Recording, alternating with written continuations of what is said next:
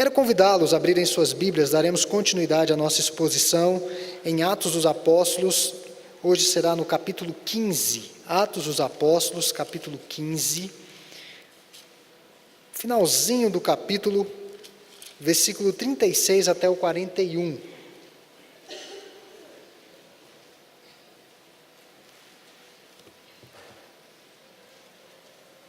Atos dos Apóstolos, capítulo 15, versículos 36 a 41.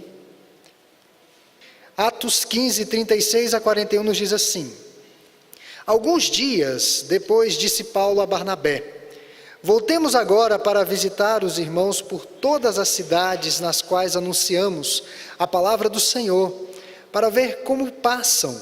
E Barnabé queria levar também a João Marcos, ou a João chamado Marcos. Mas Paulo não achava justo levarem aquele que se afastara desde a Panfilha, não os acompanhando no trabalho. Houve entre eles tal desavença que vieram a separar-se. Então Barnabé, levando consigo a Marcos, navegou para Chipre, mas Paulo, tendo escolhido a Silas, partiu encomendado pelos irmãos à graça do Senhor, e passou pela Síria e Cilícia, confirmando as igrejas. Pode passar para a próxima tela, por favor. Meus irmãos, dentre tantas lições que nós vimos no sermão da semana passada, nós aprendemos que o Espírito de Deus guiou o Concílio de Jerusalém, formado pelos apóstolos, pelos presbíteros e membros da igreja de Jerusalém e Antioquia, na direção da confirmação de uma verdade que prevalece até hoje e vai prevalecer eternamente. A salvação, a redenção eterna, a vida eterna com o Senhor, nos é dada em Jesus Cristo, pela graça, mediante a fé. Ponto final. Essa decisão prevalece até os nossos dias e vai eternidade afora. Foi uma deliberação, um discernimento que a igreja teve. Entretanto, na sequência do texto, versículos 36 a 41, o que acabamos de ler, nós notamos que surgiu um conflito entre os primeiros missionários da história, Paulo e Barnabé. Uma dupla que não era quase dinâmica, uma dupla de fato dinâmica. Haviam realizado a primeira viagem missionária, vencido muitas intempéries, pregado o evangelho, estabeleceram igrejas. Surge então aquela questão de voltar e ver como estavam estes campos, essas igrejas que estavam florescendo. Então, depois de um breve tempo em Antioquia, a ideia partiu de Paulo, de fazer a segunda expedição missionária. Barnabé concordou com a viagem. Achou prudente, achou interessante fazê-la, mas Barnabé queria levar o seu primo, o João Marcos, que havia falhado e abandonado tanto a Paulo como a Barnabé durante a primeira expedição. Barnabé quis dar ao seu primo uma segunda chance. Talvez João Marcos dessa vez iria pegar com mais afinco no trabalho. Mas Paulo se recusou veementemente a levar o João Marcos. Surgiu um problema muito grande entre esses dois homens de Deus. Infelizmente, essa situação levou os dois a um desentendimento, e um desentendimento tão grave, irmãos, que a palavra no grego aí usada para desentendimento, quando nós analisamos no grego, é como se fosse algo muito violento, uma discussão muito acirrada, muito aguerrida, muito forte entre esses dois missionários, ao ponto deles se separarem, ao ponto deles não caminharem mais juntos na obra missionária. É irônico que os mesmos homens que lutaram para preservar a unidade da igreja, agora eles estão profundamente divididos e envolvidos num assunto polêmico. Homens de Deus, homens consagrados a Deus, desbravadores de campo, tiveram um problema. Então, quando Paulo olhava para o irmão, Paulo tinha a seguinte concepção: o que esta pessoa pode fazer para o reino de Deus? Era assim que Paulo via a igreja. Quando ele via um irmão com mais talento, ele pensava: puxa, o que esse irmão pode fazer pela igreja?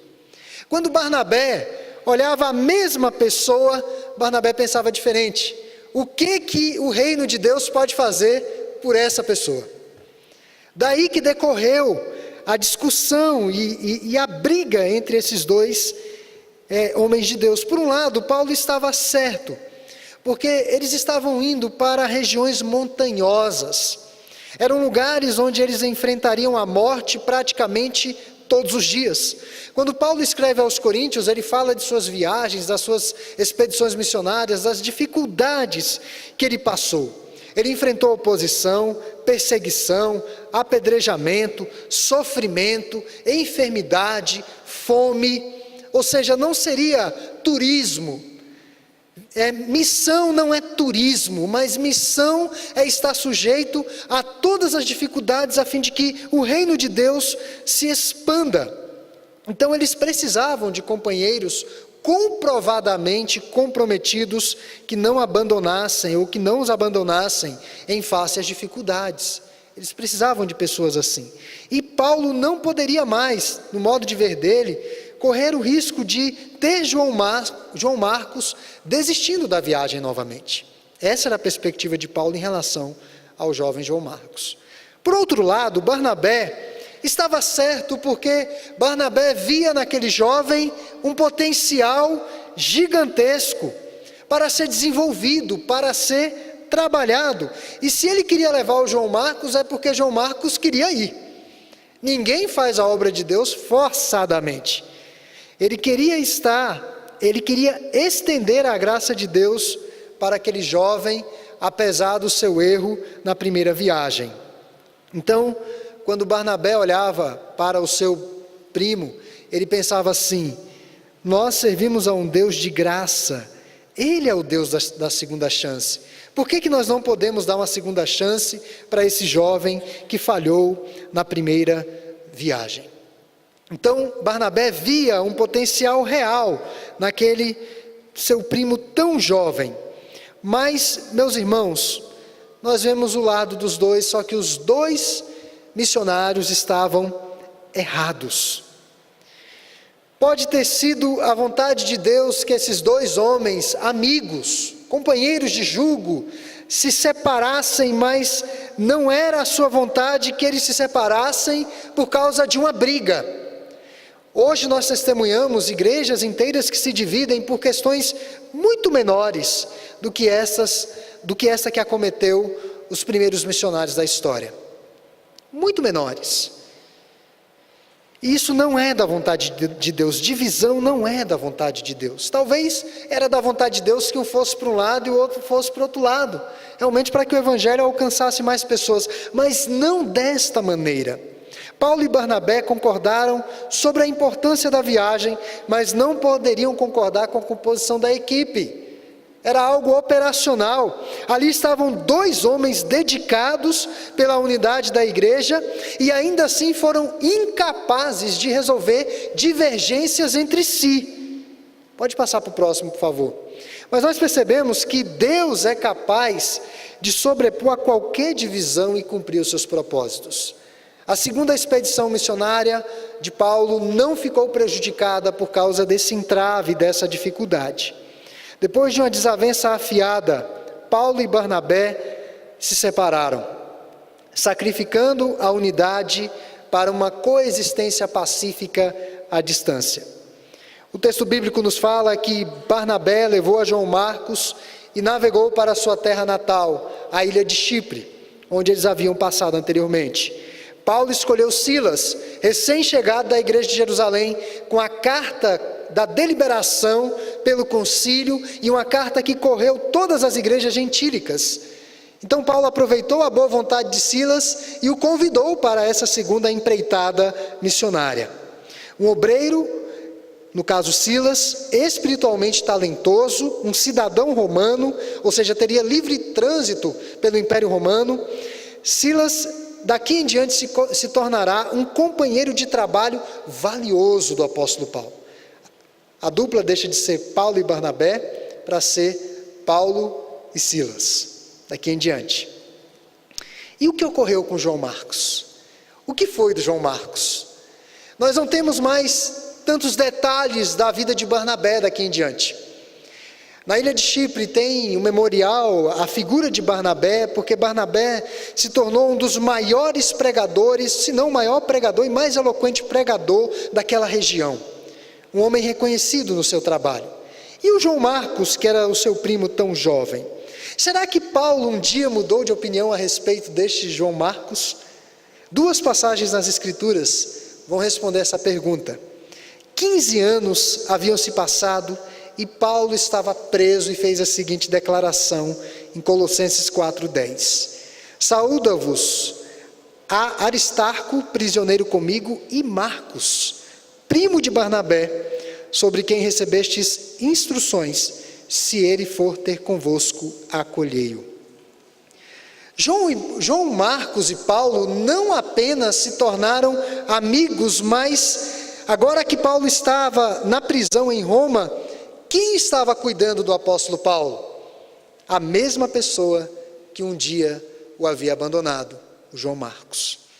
A partir da prisão em Roma, ele escreve a seu jovem amigo e pastor Timóteo, e estas são as últimas palavras registradas nas Escrituras do apóstolo Paulo. Está em 2 Timóteo, capítulo 4, versículos 9 a 12. Paulo fala sobre o fato de que tantas pessoas o haviam abandonado àquela altura. Ele diz o seguinte: procura vir ter comigo depressa, porque Demas, tendo amado o presente século, me abandonou e se foi para Tessalônica. Crescente foi para a Galácia, Tito para a Dalmácia, somente Lucas está comigo, o médico que cuidava da saúde de Paulo. Toma contigo Marcos e traze-o, pois me é útil para o ministério. Olha só, no final da vida dele, suas últimas palavras registradas nas Escrituras, ele diz: olha, traz o Marcos, porque o Marcos me é útil para o ministério. Em seus últimos dias, Paulo queria a presença de João Marcos ao seu lado. Uma grande mudança.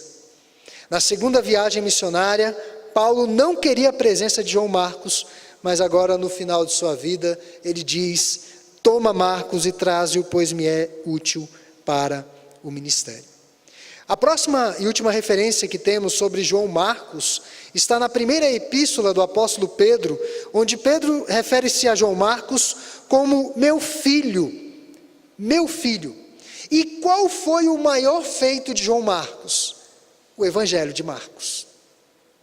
Esse foi o maior feito dele. Vejam como Barnabé era um homem visionário.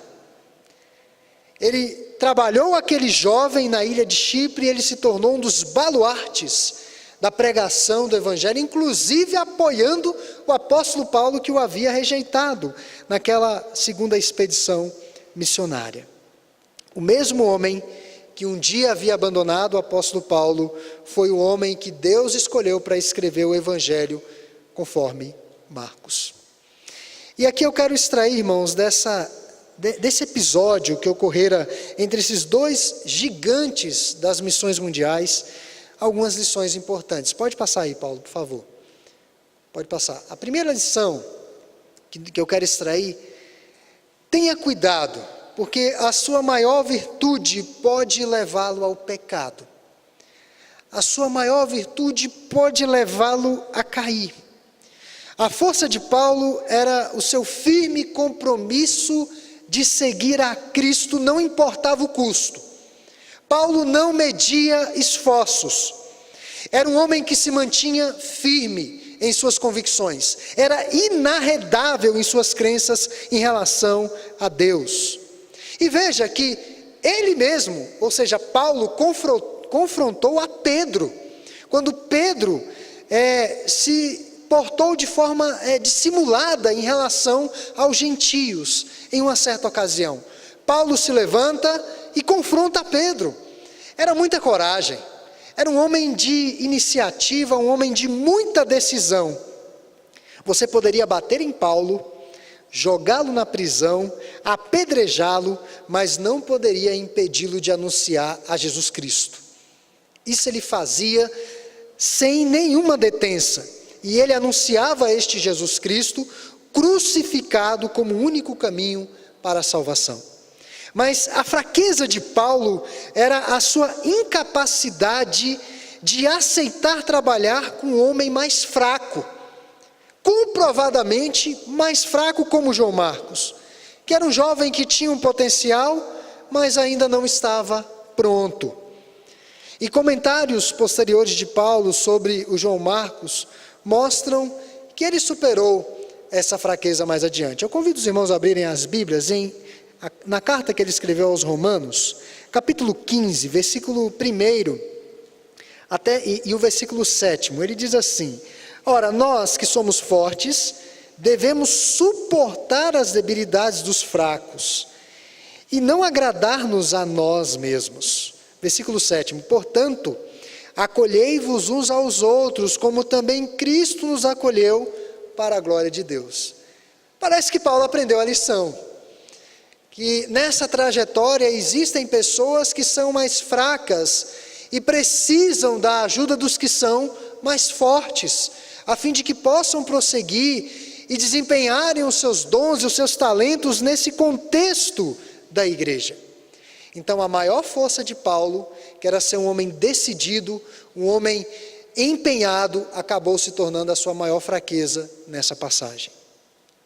A maior força de Barnabé era a sua capacidade de incentivar e ajudar os fracos.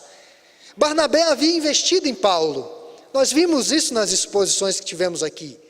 Paulo precisou sair de Jerusalém às pressas, ficou foragido em outro lugar, lá em Tarso, e Barnabé foi a Tarso, buscou a Paulo e levou para a igreja de Antioquia.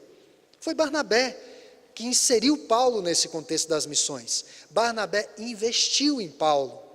Então essa era uma virtude que ele tinha. Ele sabia como mostrar graça para aqueles que haviam falhado. Mas errou ao mostrar graça para quem precisava ser confrontado. Como Paulo menciona em Gálatas, capítulo 2, versículo 13, que ele chega a dizer que mesmo Barnabé, um dos baluartes da igreja, se deixou levar pela dissimulação ou hipocrisia de Pedro e dos outros judeus que se retiraram de comer com os cristãos gentios por medo de ofender os judaizantes. Quando Paulo viu aquilo, mas mesmo Barnabé se envolveu naquela dissimulação, ou seja, acobertou o erro. Não era um homem com capacidade de confrontar o erro. Então a grande virtude que ele tinha poderia ser também a sua maior fraqueza. Então esse é um alerta que fica para a igreja. Nós precisamos encontrar um equilíbrio na nossa vida cristã. Nessa nossa jornada por esse mundo, irmãos nossos cometem desatinos e erros, e temos de aprender a lidar com eles. Não com o legalismo que leva para o apedrejamento, mas também não com a leniência, não com a conivência com o pecado. Nós não temos de ser coniventes. O pecado tem que ser trabalhado, a falta tem que ser trabalhada. Mas o que eu quero chamar a atenção aqui é que nós temos de conhecer a nós mesmos. Temos de ter cuidado, porque a nossa maior força pode nos levar a pecar se não estivermos vigilantes. Um homem que é forte em discernimento pode facilmente se tornar um crítico. Um homem que acha que tem um conhecimento muito avantajado se torna muito crítico de tudo e de todos. Isso é um perigo mortal para a sua fé, aqueles que estão nessa posição. Um homem que é forte em aceitar os outros, podem facilmente errar em tolerar o pecado e o erro doutrinário. Aí é um outro extremo. Porque é a misericórdia, porque é o amor. É preciso ter cuidado com isso também. Porque o amor tem as suas balizas e tem as suas normas. O amor cristão não é um amor livre. É um amor balizado pela palavra de Deus. Então, é dessa forma que nós devemos pensar quando olhamos para esse episódio desses dois irmãos. Essa é a primeira lição. A segunda e última lição que eu quero tratar aqui, pode passar, já passou, né? Não deposite a sua confiança nos homens. mas em Deus. Quem é crente mais antigo sabe disso. Quem é crente que está na igreja há 20, 30, 40, eu não sei se tem gente aqui que tem 50 anos de igreja, sabe muito bem disso. Não deposite a sua confiança nos homens. Deposite a sua confiança em Deus. Em nossos dias, eu creio, irmãos, que nós não encontraremos, pode procurar, mas nós não encontraremos dois homens mais piedosos e dedicados a Jesus do que Paulo e Barnabé. Nós não vamos encontrar. Você pode procurar. Como eles, não. Talvez sim, homens consagrados, dedicados, que amem a Deus, mas como Paulo e Barnabé, de forma alguma. Uma pessoa que se diz mais consagrada a Deus do que o apóstolo Paulo, é preciso realmente ter um gabarito muito grande. Que Paulo era um servo extremamente consagrado a Deus. Mas veja que, a despeito dessa consagração, estavam em desavença. Ainda assim, foram achados em desavença. Noé foi o homem mais justo sobre a face da terra em seus dias. E ainda assim, após a libertação de Deus através do dilúvio, vieram as águas do dilúvio, passou toda aquela situação, ele ficou bêbado e vergonhosamente se expôs ao seu filho, o homem mais justo de seus dias. Davi foi um homem segundo o coração de Deus. E nós sabemos muito bem que Davi caiu em pecados terríveis. E como Salomão lamentou, irmãos, é o que nós devemos lamentar essa noite. Não há homem que não peque. Não há homem e não há mulher que não peque. Se estivermos confiados em homens em vez do Senhor, nós seremos abalados quando esses homens nos decepcionarem. E vai acontecer, mais cedo ou mais tarde, numa pequena ou numa larga escala, porque são homens. O pastor é um ser humano, os presbíteros são seres humanos, os diáconos são seres humanos, a presidente da SAF é ser humano, o presidente da UPH é ser humano. Então haverá um momento em que esses homens vão nos decepcionar pelo fato de serem homens. E tirar isso deles é desumanizá-los. Portanto, depositar toda a nossa confiança em homens é um erro muito fatal para todos nós. E daí, irmãos, nós vemos tantas histórias na igreja de decepções. Não convém contar num púlpito à noite. Os irmãos sabem muito bem, de lideranças, de pessoas que decepcionaram. E isso nos ensina que devemos realmente confiar no Senhor. Se a igreja de Antioquia tivesse com a sua confiança inteiramente centrada em Paulo e Barnabé, aqui já haveria uma divisão. A igreja do apóstolo Paulo, e devidamente aplicado o termo, e a igreja do apóstolo Barnabé, que recebeu o mesmo título lá na frente. Talvez na mesma rua, uma de um lado e uma do outro. Mas a igreja não se dividiu, porque era uma igreja madura para entender que a confiança tem de estar no Senhor. Eu quero concluir, que Paulo foi para o norte e Barnabé para o oeste. Eles se separaram e tanto quanto sabemos, pela história bíblica, pela tradição bíblica, eles nunca mais se encontraram novamente. Nunca mais. O tempo passou e os irmãos sabem que às vezes acontece uma briga, um problema, e o tempo às vezes apazigua os ânimos. Passam-se os dias, os meses, os anos, as pessoas pensam um pouco melhor sobre as suas ações e os seus excessos, e começam a ver as coisas sob luz diferente. O Espírito Santo faz o seu trabalho de cura no coração.